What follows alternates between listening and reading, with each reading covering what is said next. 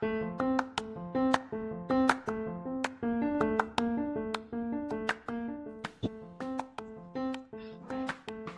buenas noches, les habla Edgar Ochoa, director de estrategia macroeconómica para Wall Street Easy. El día de hoy tenemos un invitado especial, César Durán, agrónomo uruguayo, así que vamos a estar hablando un poco del agro, sobre todo el mercado de maíz,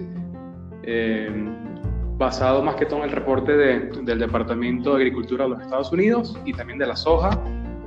¿Qué opinas, César, de lo que está sucediendo últimamente en estos mercados? Sobre todo después del reporte del que estaba mencionando. Y bueno, muchas gracias por tu tiempo y por participar hoy en el podcast. Hola Edgar, muchas gracias por la invitación. Te comento el reporte del Departamento de Agricultura de Estados Unidos, el USDA, fue en julio, y le causó un poco de sorpresa al mercado, sobre todo en lo que responde al área de maíz, que fue mayor a la esperada, y ante la sorpresa del mercado, el USDA informó que iba a reportar ahora en este reporte del mes de agosto, iba a hacer un ajuste del área de siembra, pero con una encuesta a los productores, con los datos de los oficiales del Departamento de Agricultura, lo cual en principio podría llevar a un ajuste de la cantidad de área propuesta que se iba a sembrar. Además, hubo un momento que el mercado subió mucho porque las condiciones de siembra, tanto del maíz como de la soja, no fueron buenas. Hubo mucha lluvia, se atrasaron mucho y entonces el mercado comenzó a subir.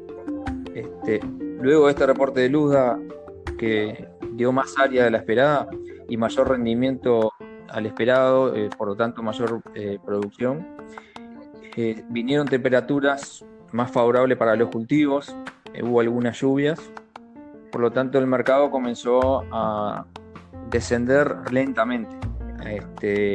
Estos últimos días, y a la espera de las novedades de este mercado. En el caso de la soja, además de esta situación, los fondos de inversión están en principio vendidos.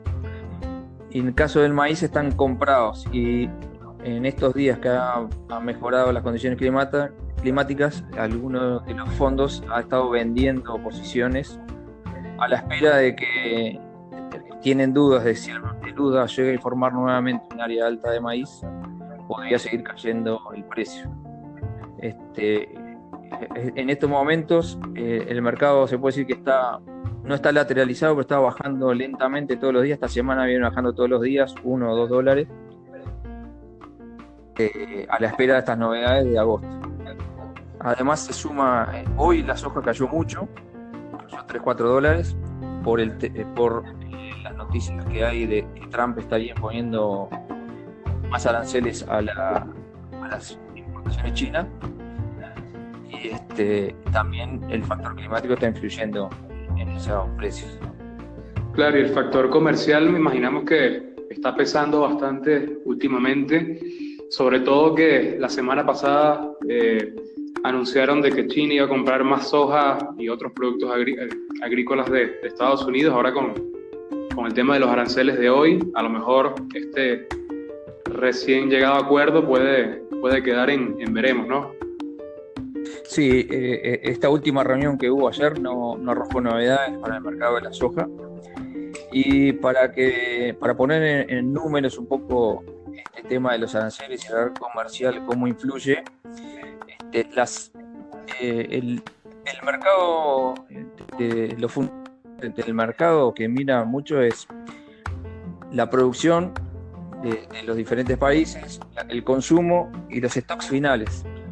Luego, con los stocks finales hace una relación entre el stock y el consumo, y cuanto más baja sea esa relación, el mercado está más nervioso y hay posibilidades de que el precio suba. En el caso, para tener claro cómo ha influido esta guerra comercial entre Estados Unidos y China, está exportando cada vez menos soja a China. Y para ponerlo en claro, el stock que tenía en la zafra 2016-17 eran 8 millones de toneladas, y en la zafra pasada alcanzó a 28 millones de toneladas, o sea, casi que lo triplicó. Eso, cuando el mercado encuentra que hay mucho stock, es un síntoma bajista. Además digamos así, en el mundo siempre hubo soja disponible porque los stocks eran altos. Donde había problemas de stock era en Estados Unidos, que por la exportación y el consumo propio los stocks eran bajos, y eso ponía a las empresas que utilizan la soja para hacer biodiesel, y iban a hacer compras a Chicago, lo que hacía subir el precio. En estos momentos, además, las malas noticias en general que hay con el tema de la guerra comercial, los stocks en Estados Unidos son muy altos, y la soja en el mundo también están por encima de 110 millones de toneladas. También, como otro de los puntos a tener claro cómo está influyendo esta guerra comercial en la soja Unidos-China. Por ejemplo, en el año 2016, Estados Unidos exportaba aproximadamente 36 millones de toneladas de 56.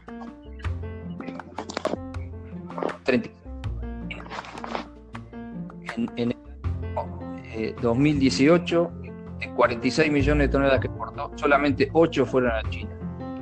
Este año, Estados Unidos lleva exportadas aproximadamente unas 18 millones de toneladas, de las cuales 6 fueron a China. Eso lo que implica es que los stocks en Estados Unidos se mantengan altos, y a la espera de las novedades de que China va a comprar para que esos stocks se reduzcan. Muy interesante. Y César, ¿qué país está sustituyendo, o qué países ves tú que estén sustituyendo a Estados Unidos como proveedor de soja a China?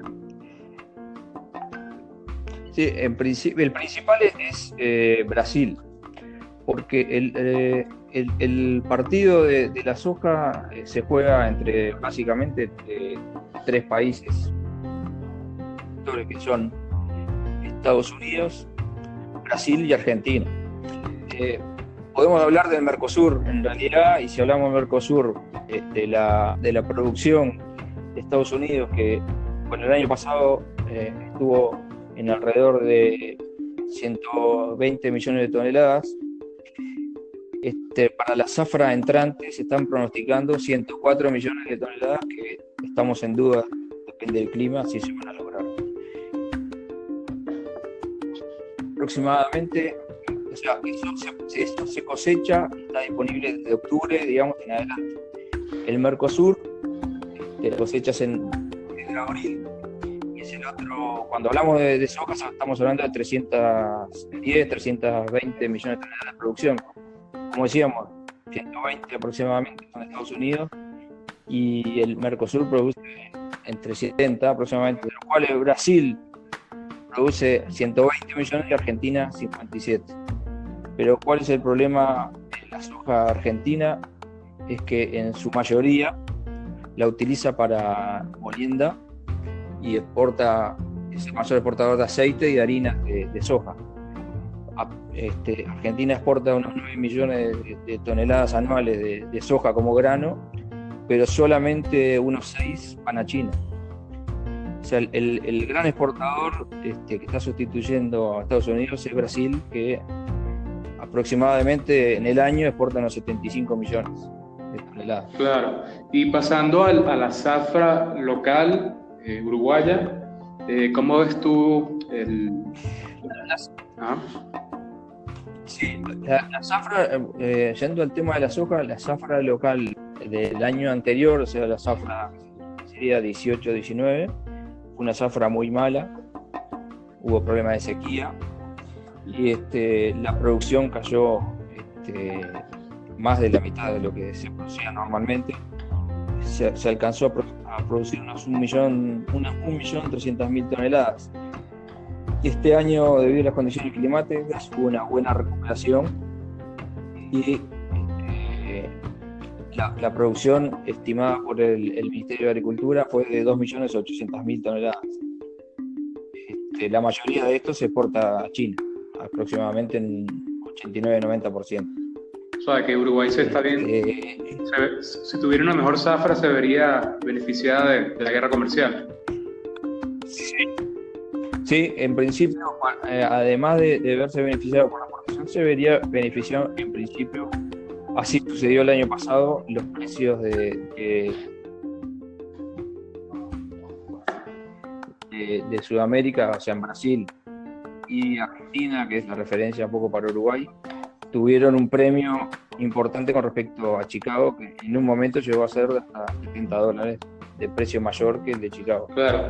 Y si esta guerra como ya por ese lado es una ventaja, pero al ser Chicago un poco el precio de referencia y tener estos problemas de precios, en principio no se estaría fijando el precio que se logre.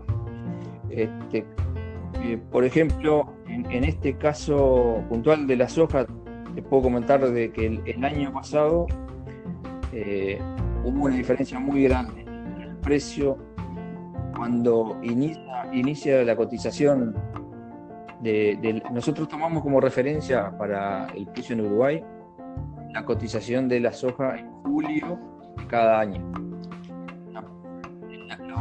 Los multinacionales que fijan los precios toman como referencia de Chicago y le hacen un descuento que a veces puede ser igual que Chicago, otras veces puede ser más alto, y como en este caso cuando se interesan por la zona de aquí del sur, o por debajo de Chicago. Este año el precio por debajo de Chicago llegó a ser una diferencia de $40, hace tiempo que no se veía una diferencia tan grande.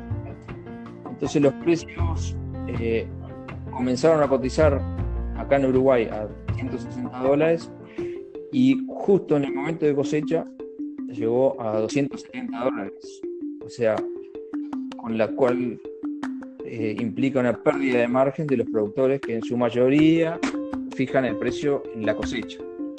Claro, y otro tema que la gente seguro le interesa bastante con respecto a China es cómo está el sector de ganado en Uruguay. ¿Qué perspectiva le ves tú? Además de si tienes alguna información sobre si han aumentado las exportaciones a China con todo el tema de la gripe porcina que vivieron durante el año. Sí. China hoy hace tiempo que es el principal comprador de carne uruguaya. Prácticamente está llegando a llevarse casi el 60% de las exportaciones de Uruguay. Eso es un tema más allá en este caso ha beneficiado al precio de la carne. Es un tema también de cómo ha aumentado el consumo de carne en China y cómo han mejorado los precios de compra de China. No solo compra cortes baratos, sino también está comprando cortes de mayor valor. Sumado a eso, la fiebre porcina hizo que tuviera que sustituir algunos productos de carne con carne bovina, que es la que digamos que menor sustitución tiene, pero incrementó las importaciones chinas últimamente en todo este año y aumentó el precio de importación. Y con respecto al precio en Uruguay, el precio hoy del novillo es el precio más alto en varios años. Está cotizando en lo que se llama cuarta balanza $4.10 el por kilo de novillo, cuando el año pasado a esta misma altura el precio no llegaba a $3.50, casi $3.60.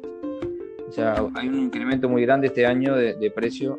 A partir de marzo se puede decir que se separó bastante el precio de lo que era el año pasado con este que está por encima de los $4. Claro, y hay bastantes reportes de cómo hay importaciones para cubrir el mercado local. Esos es algunos titulares que hemos visto. Sí, el tema de la importación se ha incrementado, pero igualmente lo que más se importa es carne de cerdo. Carne bovina ha aumentado la importación, pero no es un número preocupante. Además, bueno, un poco de la perspectiva, ahí hay mucha discusión entre los productores uruguayos y alguna gente. Por ejemplo, existe lo que es la exportación en ganado en pie, que también hay gente que dice que pierde valor de no llevarse ese ganado frigorífico, pero ha resultado como un estímulo a lo que es la producción de la cría de terneros y a retener hembras. Hay un problema hoy de faltante de novillos porque hay menos producción de novillos que en años anteriores, y por eso el precio está tan alto. En principio la perspectiva, mientras llegamos en estos meses de invierno y que aparecen ganados de lo que se llaman verdeos, que son pasturas sembradas, aparentemente seguiría firme el precio del ganado. El precio del ganado uruguayo está muy relacionado con el precio de exportación. Exportamos el 70% de lo producido y hoy está en un récord de $4.000 la tonelada. Comparado con el año pasado, a esta altura más o menos el precio estaba en 3.700. Como decimos, a partir de junio empezó una suba del precio de exportación del precio, lo que está repercutiendo en los precios locales. Impresionante. Bueno, vamos a hacer una pausa acá y en la siguiente sección del podcast, César nos va a contar un poco sobre algunas maneras para protegerse de las subidas y bajadas de precios y cómo poder capitalizar sobre todos estos movimientos en los mercados. Así que bueno, vamos a hacer acá una pausa y continuamos en unos segundos.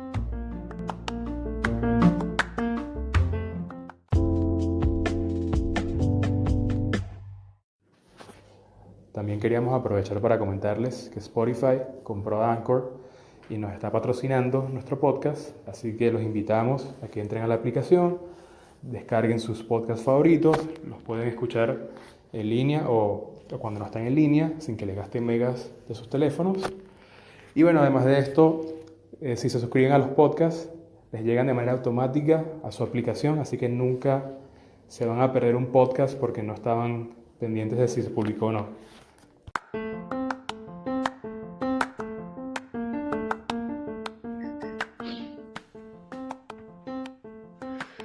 Bueno, seguimos con la segunda parte del podcast. En esta, César nos va a contar un poco sobre algunos métodos que hay para que la gente se proteja, sobre todo los productores, de los cambios en el precio de estos productos que venimos hablando. Además de que también se puede capitalizar, se puede ganar sobre los movimientos para la gente que es un poco más experta. Entonces, cuéntanos un poco sobre el tema de los futuros y las opciones para protección y bueno, también para capitalizar que hay en el mercado de commodities. Sí, como dijiste tú, es importante tener en cuenta que se puede usar los futuros y opciones como una herramienta de cobertura para lo que producen, pero también se puede utilizar para intentar capturar ganancias con los movimientos cuando el mercado tiene mucha volatilidad, como está sucediendo en estos momentos. En el caso, por ejemplo, para explicar un poco cómo utilizar una cobertura, hay que tener en cuenta que los productores, cuando venden el grano físicamente y lo venden en el momento, o sea, lo que se llama un precio contado o disponible, o hacen un contrato que se llama forward, que es fijar un precio en un determinado momento con un comprador y entregarlo un poco más adelante en el tiempo. Al fijar ese precio, el precio ya quedó fijado y pactado, y en caso que el mercado tenga una suba, no lo estaría captando. Entonces existen para captar subas cuando el mercado de futuros las da, los mercados a futuro, que tienen una diferencia con lo que estábamos hablando de un negocio entre particulares, que se trabaja en una bolsa o un mercado de referencia que hace un contrato estandarizado con las condiciones de fechas de vencimiento, meses de entrega, y lo único que se negocia en ese lugar es el precio, y que se hace a viva voz, se llama, o es que es público para todos. Hoy no se hace tanto como se hacía antes el trade en el piso donde estaban los operadores, sino que se hace electrónicamente a través de la computadora. Y esa información es pública y todo el mundo puede acceder al precio que se está fijando. Todos los días vemos en el mercado cómo se va moviendo y el precio de cierre. Por ejemplo, en este caso, el mercado más importante de referencia para el tema de los granos es el de Chicago. Esta herramienta la podemos utilizar haciendo lo que se llaman futuros u opciones. En el caso de los futuros, que es comprar o vender de un grano determinado con un mes de vencimiento, y lo que se hace es fijar ese precio. Luego que el precio está fijado, todos los días hay un precio final que se llama precio de ajuste, donde cierra el mercado y uno tiene que ver las diferencias entre el precio y el precio que cerró ese día, y se pagan las diferencias. Uno puede ganar o perder. Si alguien hoy hubiera vendido soja y el precio como bajó hoy, o sea, tiene el compromiso de vender soja al precio que fijó, y si el precio baja, en ese caso se ve beneficiado porque va a vender a un precio más alto. El que compró soja tiene el compromiso de comprar la soja al precio que se fijó. Si ese día el precio finalmente fijó, va a perder dinero porque tiene la obligación de comprar al precio fijado. Esa diferencia el mercado la asigna al que ganó y perdió, y todos los días se hace esa cuenta, lo cual implica que hay que tener una billetera grande, muy grande, o las ganancias también muy grandes. Pero en este caso para el productor, César, sí. En este caso para el productor la ventaja sería de que al momento de fijar el contrato, ya ellos saben a qué precio están vendiendo futuro, ¿no? Entonces ya saben que están protegidos de cualquier bajada. Además, una cosa importante ahí que tú me decís es que en este caso los mercados a futuros prácticamente no funciona con entrega del grano físicamente, sino que son papeles, y para cerrar un contrato o cancelarlo se hace la operación contraria. Si alguien compró un producto con un determinado mes de vencimiento, tiene que hacer la operación contraria, que es vender a ese mismo producto. La diferencia entre el precio cuando uno compra y uno vende va a ser si gana o pierde.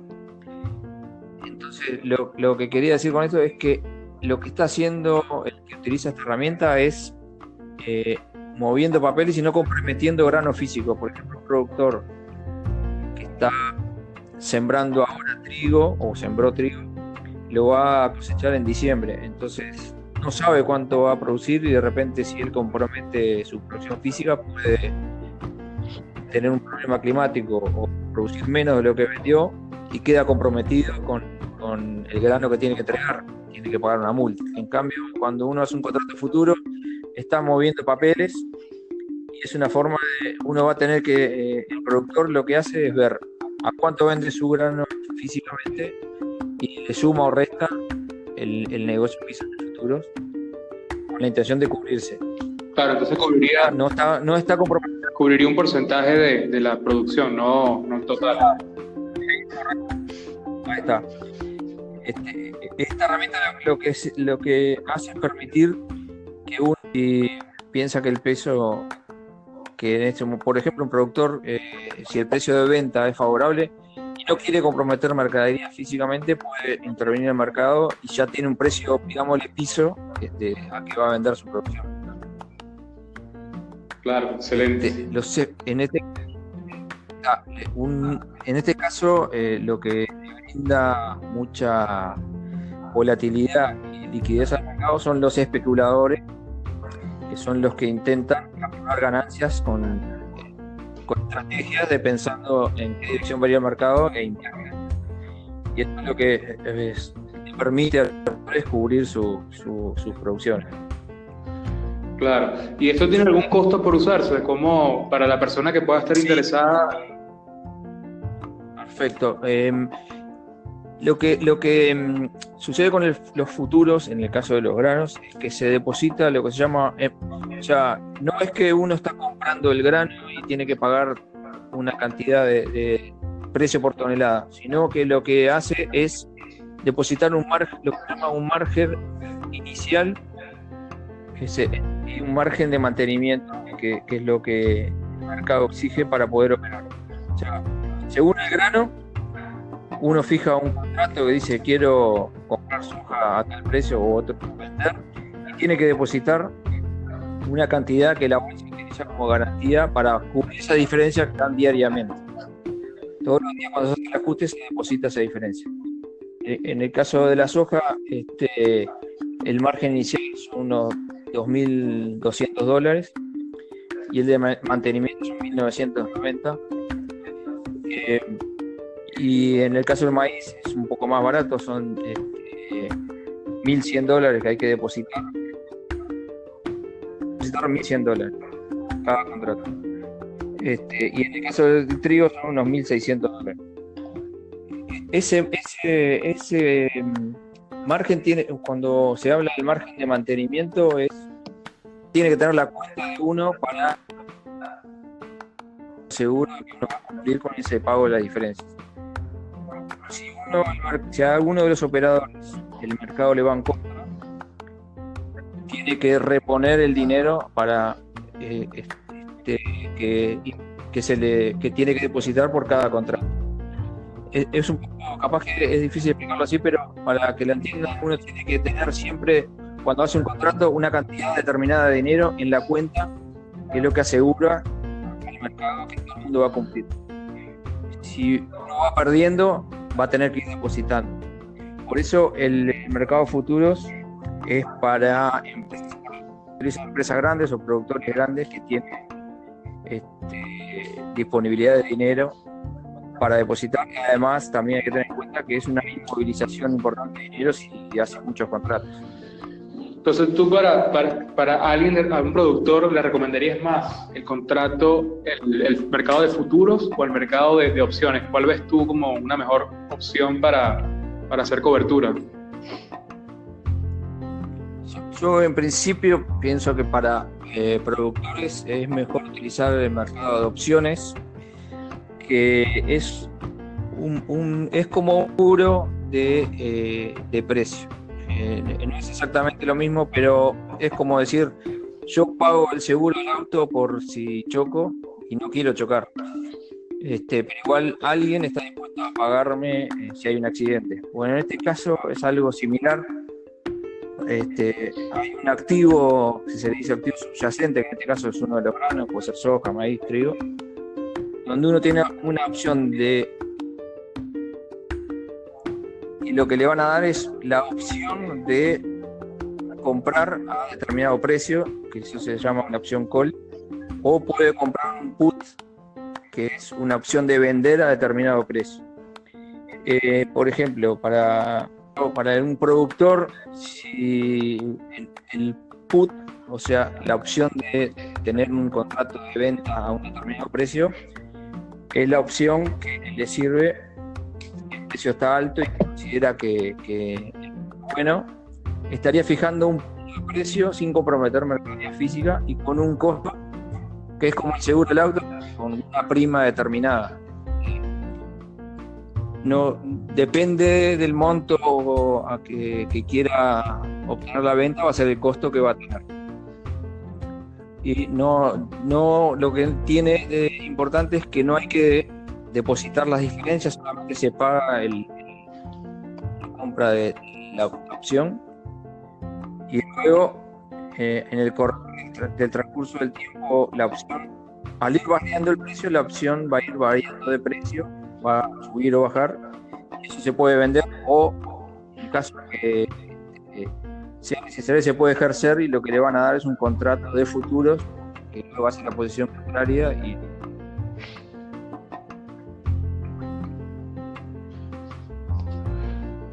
Claro, a ver, se fue. invertir cantidades que no sean muy grandes, como decía, de tener que pagar diferencias, para un inversor que quiere especular con el mercado hoy, que está muy volátil, hoy que está bajando. El que tiene una opción, hubiera comprado una opción put, que es una opción de venta, estaría teniendo márgenes positivos. Claro, en resumen, entonces, el que compra un put se estaría protegiendo de la bajada del activo, y el que compra un call es porque está apostando. Exacto, y el que compra un call es porque está apostando que el activo sube, y la diferencia con el futuro es que la gente paga una prima de entrada, y a medida de que el precio del activo subyacente sube o baja, esto va a tener un efecto sobre el precio de la opción, así que la gente gana es con la subida o la bajada de la prima que pagó al inicio. O sea que es mucho más sencillo de manejar que un futuro. Correcto, mucho más sencillo de manejar y menos riesgo, que no implica el depósito de un margen inicial y el pago de diferencias, que es lo que puede afectar muy grandemente la parte financiera de la empresa. Excelente. Con el lo importante del tema de las opciones es que es difícil que la gente, sobre todo los productores, lo entiendan. Es si compra un put, lo compra porque está cubriendo de una baja de precios. Si el precio sube y luego va a vender físicamente su grano, a él le conviene que el precio suba lo máximo posible para vender su grano lo más alto posible. Lo único pérdida que va a tener fue la prima que pagó generada para el precio. ¿Sí? Y lo importante también de estas opciones es que, por ejemplo, no un productor fija un precio de venta. Si quiere seguir prendido del mercado, en la suba, porque cuando se vende nunca sabe si es o una opción call, está quedando en el mercado, y si hay una suba va a tener un beneficio, ¿no?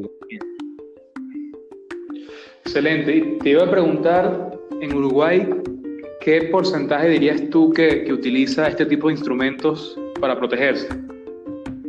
Bueno, en Uruguay, digamos que se está difundiendo hace un tiempo, relativamente poco tiempo, estas herramientas, y son pocos los productores que lo están utilizando. Se habla entre un 10 y un 15%. La mayoría lo que hace es, como te decía, los contratos forward, que son contratos con multinacionales que fijan un precio y entregan más adelante del tiempo. Pero está comprometiendo su grano físicamente y ya quedó fijado el precio. No queda atado al mercado de Chicago, que es lo que le puede dar posibilidad de tener una ganancia que lo cubre de una posible pérdida. Claro. ¿Y para qué rubros hay mercado de opciones? O sea, hay para todos, para soja, para novillos. Para cerdos, o sea, todos los que cotizan en Chicago también se pueden utilizar opciones. O sea, que la mayoría de los productos que produce Uruguay tienen algún tipo de opción y cobertura a usar. Sí, lo que con respecto a eso, por ejemplo, es más genuino utilizar el precio de la soja, por ejemplo, que está muy vinculado a Chicago, que entre medio está, como te decía, el descuento que hace los multinacionales entre Chicago y el precio de Uruguay, que en otros granos. Por ejemplo, el precio del arroz que se cotiza en Chicago y se pueden hacer este tipo de coberturas no tiene mucha relación con el precio local, porque se utiliza un precio convenio que tienen los productores arroceros con los agremiales, que es un promedio de las ventas que hacen. Igualmente se podría utilizar la herramienta si alguien quisiera para cubrirse. Claro. Y a ver, sí, para alguien que esté interesado, ¿a dónde tendría que acudir para empezar a hacer este tipo de protección y de cobertura o para ganar con esto? Claro, bueno, hay algunos operadores locales que están empezando a funcionar con estas opciones, pero se puede abrir cuenta en un broker internacional, que es muy sencillo y los costos son menores. No exigen, en el caso que uno tiene una cuenta de margen, que en una palabra le estén apalancando, prestando dinero para hacer las operaciones, o una cuenta cash efectivo, donde ahí no hay exigencias, solamente cobran la comisión cuando uno opera.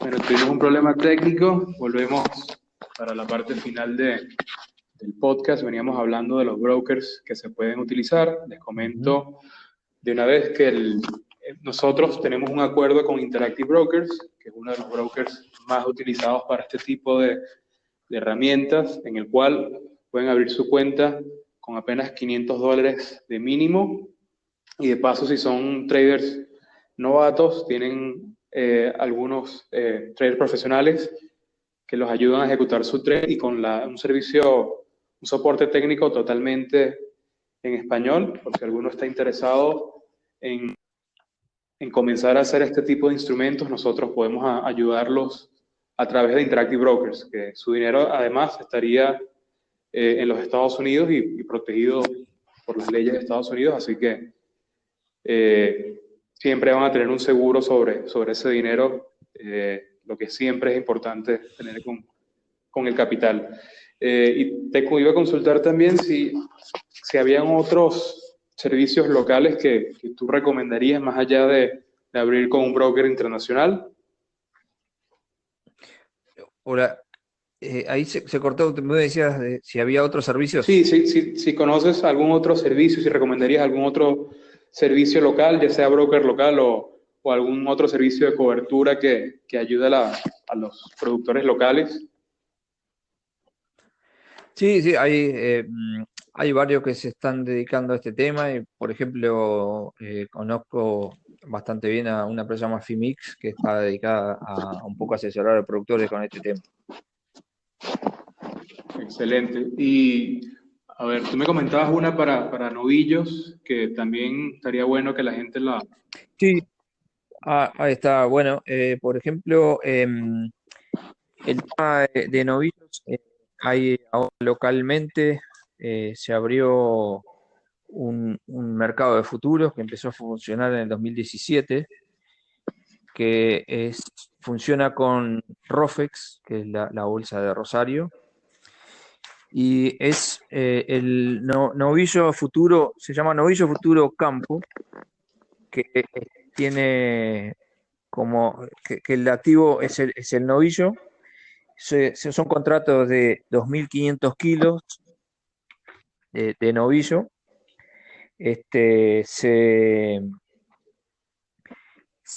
Tiene diferentes meses de vencimiento.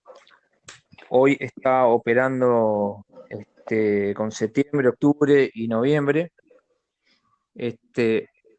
Se trabaja con el precio de referencia del INAC, que es el Instituto Nacional de Carnes.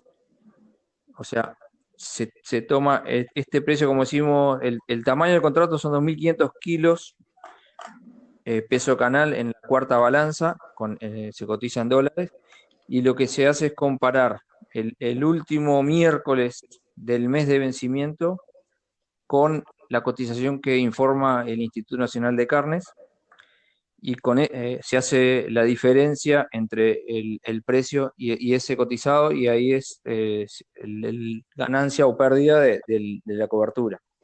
El margen para ingresar a este contrato es de $650.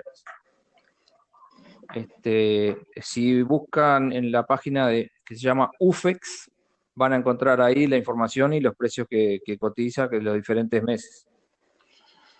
Excelente, o sea que los productores locales y la persona que quiera tratar de ganar dinero en Que este quiera mercado operar, sí, tiene muchas también opciones. puede, tiene opciones para participar. En la página les informa quiénes son los intermediarios que están trabajando con porque salvo algunos casos particulares, por lo general tiene que funcionar a través de los operadores que ellos tienen acreditados. Excelente. Bueno, entonces hoy la gente se llevó una buena perspectiva de un experto de qué está pasando en estos mercados, cómo protegerse y bueno, cualquier pregunta que les quede, ya sea de cómo operar estos mercados o de algún tipo de perspectiva, estamos nosotros a la orden. César también nos comentó que siempre dispuesto a recibir preguntas. Así que bueno, no olviden que cualquier consulta siempre nos pueden escribir a info@wallstreeteasy.com. Y en el caso de César, ¿será que te escriban por Twitter, César? Sí, o te puedo dejar también un correo Perfecto. que es Durán, te digo, es durancheche@hotmail.com. Es Durán, CHCHE@hotmail.com. Impecable. Bueno, muchas gracias por tu tiempo, César. Aprendimos muchísimo hoy. Y bueno, ya nos veremos o estaremos hablando en otra ocasión cuando tengamos algún movimiento importante en el mercado de granos. Gracias, Edgar. Y bueno, en principio tendríamos que esperar ahora al 11 de agosto que viene el reporte de oferta y demanda de Luzda, que es fundamental para el rumbo que van a tomar los granos en estos momentos. Buenísimo, ya cuando eso, si pasa algo interesante, estaremos hablando entonces. Bueno, muchas gracias. Chao, chao.